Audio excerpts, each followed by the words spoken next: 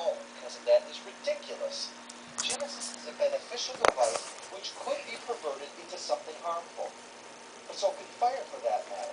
And it's hardly his fault that Starfleet security twice has failed and led to Khan and Kruge to acquire evil. You could say this is all Bones' fault for saving Khan's life, or Chekhov's fault for not noticing that they were on the wrong planet, or Kirk's fault for exiling Khan to SETI Alpha 5. Saying David did something unethical, sure, I'll buy that. Blaming him for all of this? That's ludicrous. Genesis' use of protomatter has caused no deaths. In fact, it has caused -1 deaths, since it not only has not killed anyone, but it has actually raised the dead. It's a bit difficult to rub in someone's face, isn't it? Think of all you've killed. Actually, I brought this guy back to life, and I hope you rot in hell, you anti-murderer. David then reveals that the planet is aging in surges, as is Spock, which is a problem because of the Pon farr. Vulcan males need every 7 years to get laid. So Saavik goes over and rubs fingers for a while.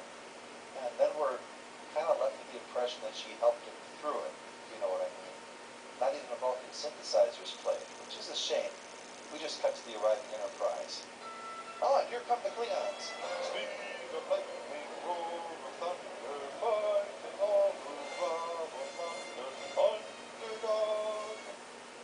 Kruge finds and captures the team and begins the standard villainy for a little while.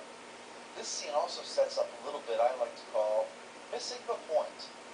People keep telling Kruge not to bother with Genesis because it's a failure. But they keep forgetting that Kruge probably doesn't want to make planets, but annihilate them. It still does that just fine. So saying Kruge won't want it because it doesn't work is like saying the military wouldn't want a new superatomic bomb because it doesn't leave behind the smell of freshly squeezed lemons. The arrival of the Enterprise changes things as Kruge is beamed up. His ship closes in cloaked, but Enterprise happens across them and takes him down before they can get a shot off, killing Kruge's Hellhound.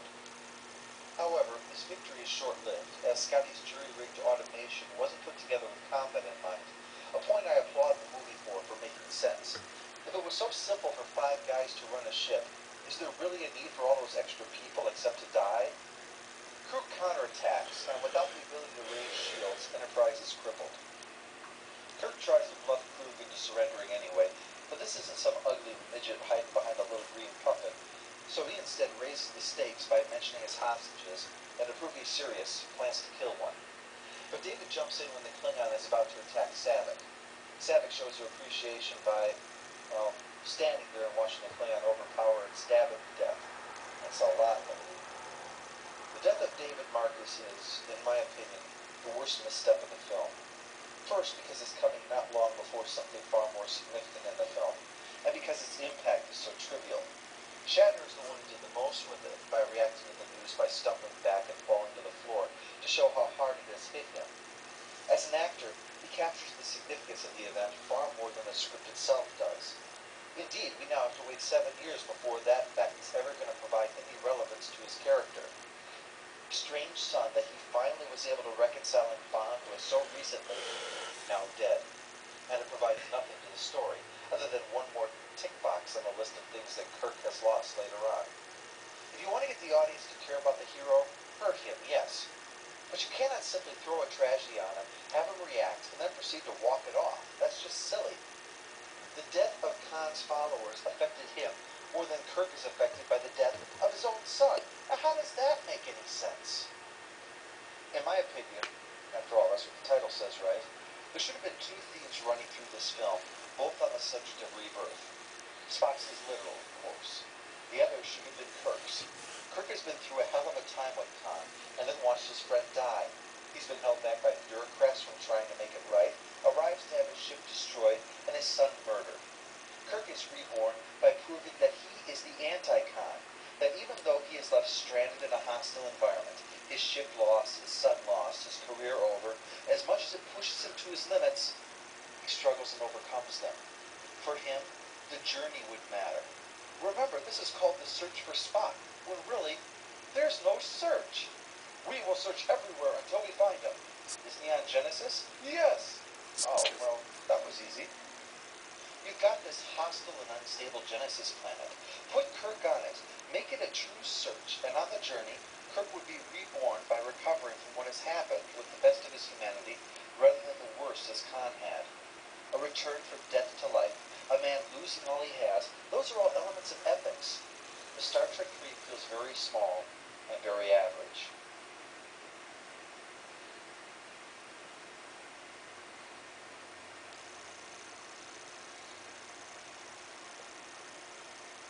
Offers threats of further violence, so Kirk agrees to surrender.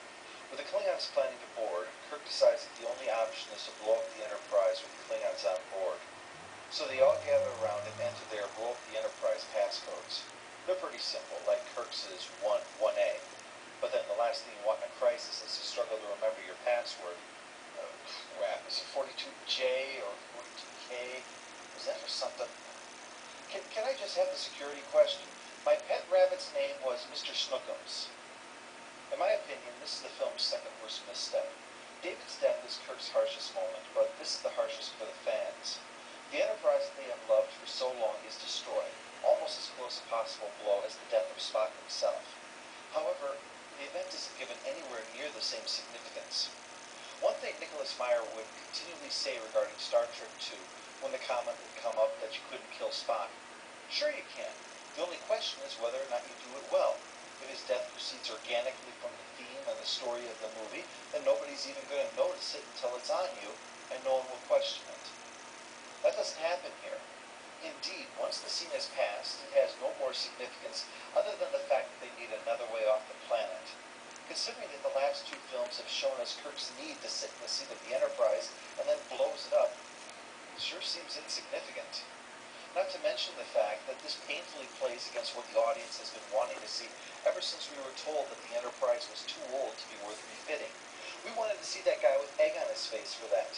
Which is probably why what's considered the most memorable scene of the film is the Enterprise escaping from space dock in the Excelsior, that the plucky old girl isn't ready to be put out to pasture yet. Instead, what we get is the grim realization that the commander was right.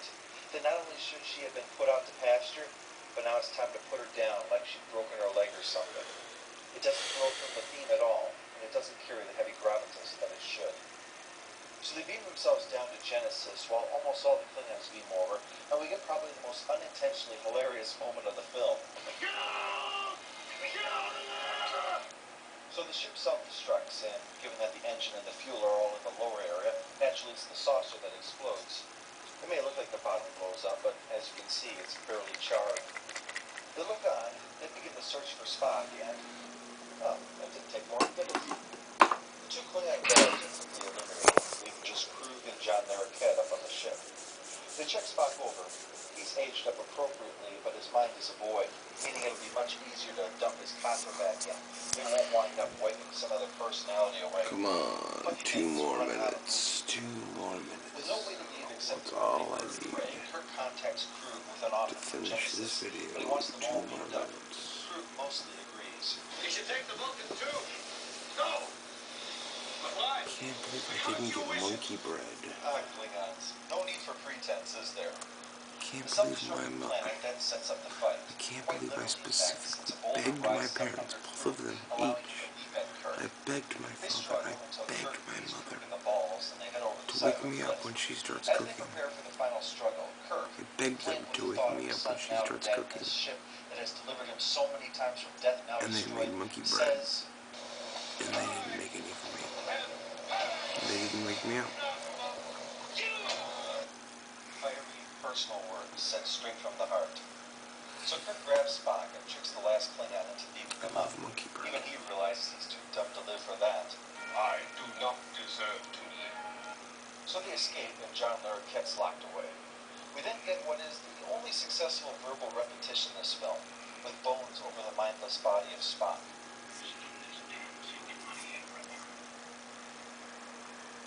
30 seconds. The lucky, perfectly natural, yet at the same time calling back to the world that had started this when Spock I love you, melted in the Elizabeth. first place. So kudos for that. I'll see you tomorrow. They arrive on Vulcan, where we get a wonderful combination I'm of going to cold bed Vulcan right logic now, I and that other promise. Vulcan trait. I love you. Incredible Night, night. silliness.